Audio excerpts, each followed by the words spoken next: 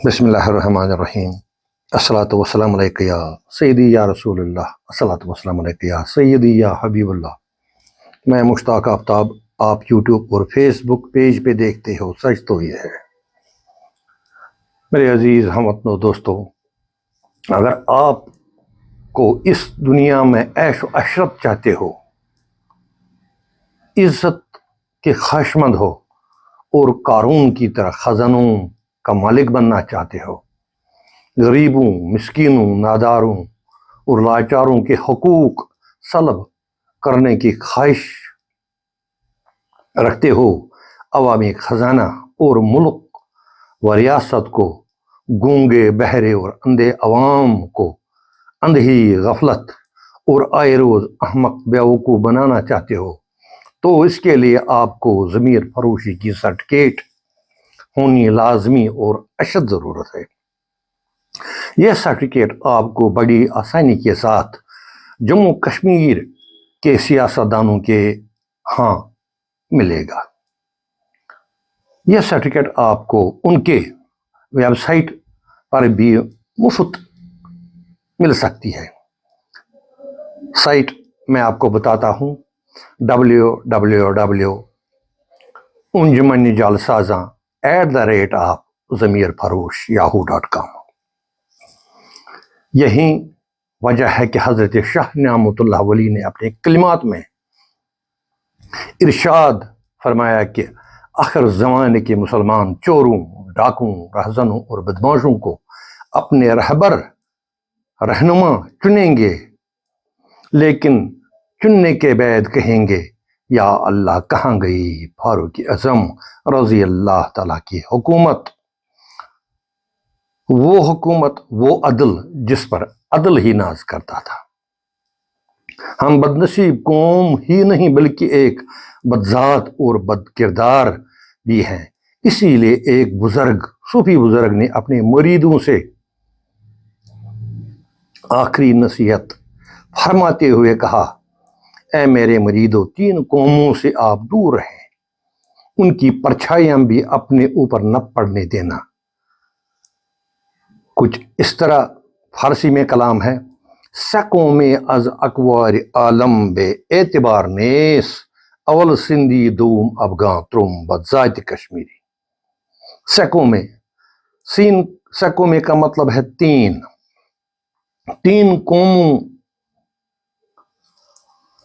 3 قوم جو دنیا میں بہت ہی بے اعتبار اور بے ایمان ہے، اے میرے مریدو ان پر بھروسہ نہیں کرنا اور ان کی پرچھائیوں سے دور رہنا۔ کون؟ اول سندھی، دوم افغان، تروم بذات کشمیری۔ سندھ پاکستان علاقہ میں ہے، افغانستان دوسرا علاقہ، اور ہم لوگوں کو بہت اچھی طریقے سے نوازا ہے اس فقیر اور بزرگ نے، اور ہم کو بذات کشمیری کسی بھی خدا دوست کا فرمانا یوں ہی نہیں ہوتا ہے، بلکہ وہ تحقیق کے بعد ایسے الفاظ بولے جاتے ہیں، فرمائے جاتے ہیں۔ یہی وجہ ہے ہم پر خدائے بزرگ و برتر نے ایسے حکمران صادر کیے جن کو ہم ہی نے چنے ہیں۔ جو قوم باغ غیرت سوچنے سمجھنے والا ہوتا ہے، ان کو حق تعالیٰ کبھی غیروں اور مرداروں کے حوالے نہیں کرتا ہے۔ یہی لوگ ہیں جو سن 47 سے لے کر آج تک جموں کشمیر کے عوام کو نت نئے بہانوں، مکاری اور فریبی سے پائی در پائی دھوکہ دیتے آ رہے ہیں۔ ایک وقت تھا جب اس ریاست کو اپنا صدر، اپنا سپریم کورٹ، الیکشن کمشنر اور اپنا وزیر اعظم ہوا کرتا تھا، لیکن ہمارے لیڈروں نے اپنی خود غرضی، ضمیر فروشی، انا سے ساری ریاست موئے عوام کے حقوق پر ڈاکہ ڈال کر وزیر اعلیٰ کی کرسی سنبھالی۔ محاذرۂ شماری کو NC میں تبدیل کر کے ایک بہت بڑا سانیہ کیا گیا۔ روز اول سے ہی دفعہ 370 کو اتنا کمزور اور کھوکھلا کیا گیا کہ BJP سرکار کو اس کو ختم کرنے میں کوئی دشواری پیش نہ آئی، کیونکہ اس دفعہ کو عارضی طور پر بنایا گیا تھا۔ افسوس، 100,000 بار افسوس، آج وہی لوگ 370 کو بحال کرنے کی باتیں عوامی جلوسوں میں کرتے، جنہوں نے اس دفعہ کو عارضی بنا کر خود ہی زمین بوس کر دیا تھا۔ آئے روز 370 کی راگ اور مگرمچھ کی آنسو بہا بہا کر بے عقل بے شعور عوام کو پھسلا پھسلا کر کرسیوں پر حسب عادت بیٹھنا چاہتے ہیں، اسی لیے کہ ہم بے عقل اور بے وقوف ہیں، جو ہمیشہ عرص دراز سے ان کے کھوکھلے وعدوں اور جھوٹے نعروں کے تلے آ کر ان کو بار بار ووٹ ڈال کر اپنے لیے موت کا سامان اور بربادی کے آلات مہیا کرتے ہیں۔ اسی وجہ سے حضرت رسول محترم صلی اللہ علیہ وسلم تاجدار انبیاء کا ارشاد مبارک، مومن اور مسلمان وہ ہے جو ایک بار دھوکا کھائے، بار بار نہیں، اور دوسری بار ہوشیار رہے۔ ان لوگوں نے تمام بے ضمیری، لاشعوری اور ادب کے در طور طریقے مات کیے ہیں۔ ایسی سیاست پہ لعنت جو اپنے حریف کے ماں بہن کی عصمت اور عزت تک پہنچے،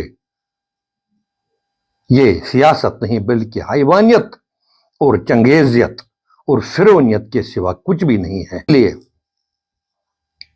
حضرت شیخ سعدی رحمۃ اللہ علیہ نے فرمایا ہے، میں نے پوری زندگی میں دو شخصوں کی تلاش کی لیکن نہیں ملے۔ ایک وہ شخص جو کسی غریب کو دولت دے کر خود غریب ہو گیا، اور دوسرا وہ جس نے ظلم کیا اور خدا کی قہر سے بچ گیا۔ میرے عزیز دوستو، یہ ہے جموں کشمیر کی حالت۔ ہم ہی وہ احمق ہے، ہم ہی وہ بے وقوف ہیں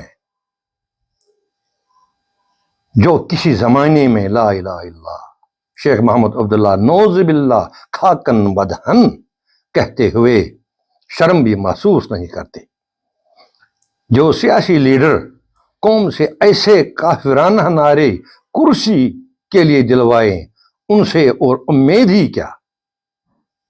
18,000 عالمین میں ایسے مطلبی بے وفا دغاباز ہم نے کبھی دیکھے ہی نہیں ہے، اور ہم جیسے بے شعور لوگ جو ان کو ووٹ دیتے ہیں اس دنیا میں بھی کہیں نہیں ملیں گے آپ کو۔ مجھے دیجیے اجازت۔